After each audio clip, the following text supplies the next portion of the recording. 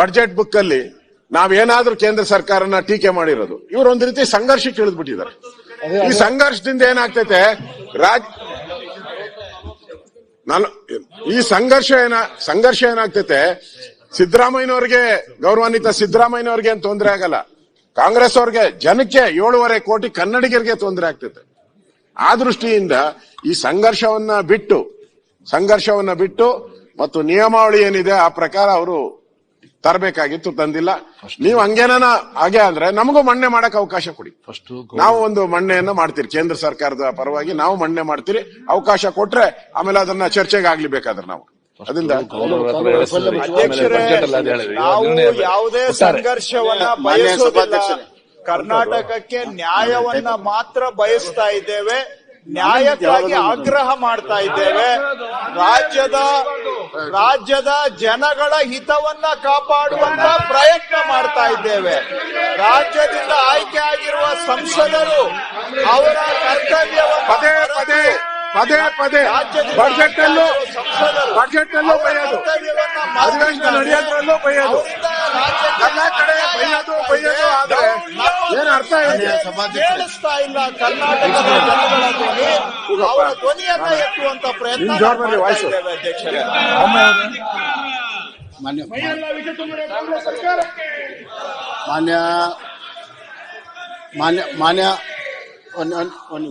ಮಾನ್ಯ ಸಭಾಧ್ಯಕ್ಷರೇ, ನಾನೀಗಾಗಲೇ ಹೇಳಿದಂತೆ ಒಂದು ನಿಮಿಷ, ಕೇಂದ್ರ ಮತ್ತು ರಾಜ್ಯಗಳ ಈ ಒಂದು ಹಲವಾರು ವಿಚಾರಗಳಲ್ಲಿ ಮೊದಲಿಂದನೂ ಕೂಡ ಹೋರಾಟ ಸಂಘರ್ಷ ಇದೆ, ಇವತ್ತಿಂದಲ್ಲ. ಮಾನ್ಯ ಸಭಾಧ್ಯಕ್ಷರೇ, ಚರ್ಚೆ ಬಹಳ ದೊಡ್ಡ ಪ್ರಮಾಣದಲ್ಲಿತ್ತು. ಕೇಂದ್ರ ಬಲಿಷ್ಠ ಆಗ್ಬೇಕಾ, ರಾಜ್ಯ ಬಲಿಷ್ಠ ಆಗ್ಬೇಕು ಅಂತ. ಬಹಳ ವರ್ಷಗಳ ನಂತರ ಬಲಿಷ್ಠವಾದಂತಹ ರಾಜ್ಯಗಳು ಇರಬೇಕು, ಬಲಿಷ್ಠವಾದಂತಹ ಕೇಂದ್ರನೂ ಇರಬೇಕು. ಕೇಂದ್ರದ ತಂದೆ ಆದಂತಹ ಕರ್ತವ್ಯಗಳಿದೆ, ರಾಜ್ಯದ ತಂದೆ ಆದಂತಹ ಕರ್ತವ್ಯಗಳಿದೆ. ಈ ಟ್ಯಾಕ್ಸ್ ಡೆವಲ್ಯೂಷನ್ ಅಲ್ಲಿ ಹಲವಾರು ವರ್ಷ, ಮೊದಲನೇ ಹಣಕಾಸಿನಿಂದ ಹಿಡಿದು ಸುಮಾರು 25 ವರ್ಷ 20% ಇತ್ತು, ಅದು 30% ಮಾಡೋದಕ್ಕೆ 30 ವರ್ಷ ತೆಗೆದುಕೊಂಡ್ರು. UPA ಸರ್ಕಾರದಲ್ಲಿ 10 ವರ್ಷ ನಿರಂತರವಾಗಿ ಡೆವಲ್ಯೂಷನ್ ಆಫ್ ಫಂಡ್ಸ್ ಅನ್ನ 40% ಏರಿಸಬೇಕು ಅಂತ ಪ್ರಯತ್ನ ಮಾಡಿದ್ರು ಕೂಡ ಅವತ್ತು ಸಾಧ್ಯವಾಗಲಿಲ್ಲ. ಅವತ್ತಿನ UPA ಸರ್ಕಾರದಲ್ಲಿ ಮಾಡಲಿಲ್ಲ. ಆದ್ರೆ ನರೇಂದ್ರ ಮೋದಿ ಅವರು ಬಂದು ಕೆಲವೇ ತಿಂಗಳಲ್ಲಿ ಅದನ್ನ 32 42ಕ್ಕೆ ಏರಿಸಿದ್ರು. ಅದು ಕೋಆಪರೇಟಿವ್ ಫೆಡರಲಿಸಂ ಅನ್ನುವಂತ ಹೆಸರನ್ನ ಕೊಟ್ಟು ನೀತಿ ಆಯೋಗದ ಮುಖಾಂತರ 42% 10% ಇನ್ಕ್ರೀಸ್ ಮಾಡಿದ್ರು. ಇದು ಸತ್ಯ ಇದೆ, ದಾಖಲೆಯಲ್ಲಿದೆ. ಇದನ್ನ ಮರೆಮಾಚಿ ಇವತ್ತು ಹಲವಾರು ಕಾಲ್ಪನಿಕವಾಗಿರುವಂತಹ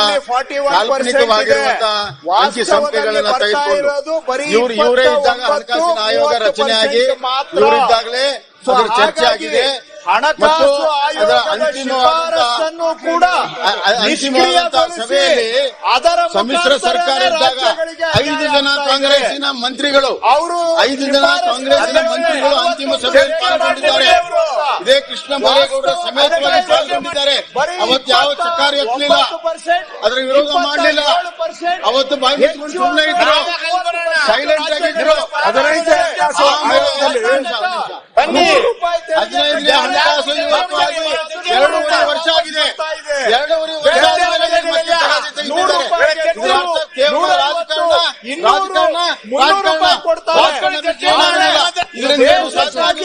ಹಣಕಾಸಿನ ಆಯೋಗ ಸರ್ವ ಸ್ವತಂತ್ರವಾಗಿ ಸಂವಿಧಾನ ಬದ್ಧ ರಚನೆವಾಗಿರುವಂತಹ ಆಯೋಗ. ಕೇಂದ್ರ ಸರ್ಕಾರದ ಪಾತ್ರ ಇಲ್ಲ, ಕೇಂದ್ರ ಸರ್ಕಾರದ ಪಾತ್ರ ಇಲ್ಲ.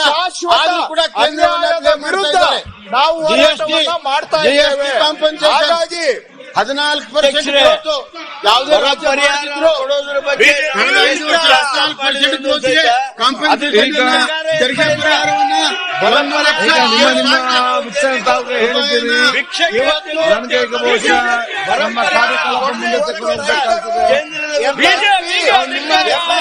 ಕಾನೂನಿನ ಬಲ ನಾವು ನ್ಯಾಯಯುತವಾಗಿ ಹೋರಾಟ ಮಾಡ್ತೀವಿ. ಈ ನಮ್ಮ ಅನ್ಯಾಯ ಮಾಡ್ತಾ ಇದ್ದಾರೆ, ತಪ್ಪಿಸ್ತಾ ಇದ್ದಾರೆ, ಇದು ವಂಚಿಸಬೇಕೇನೂ ಇಲ್ಲ. ಲೋಕಸಭಾ ಚುನಾವಣೆಯ ಅವರ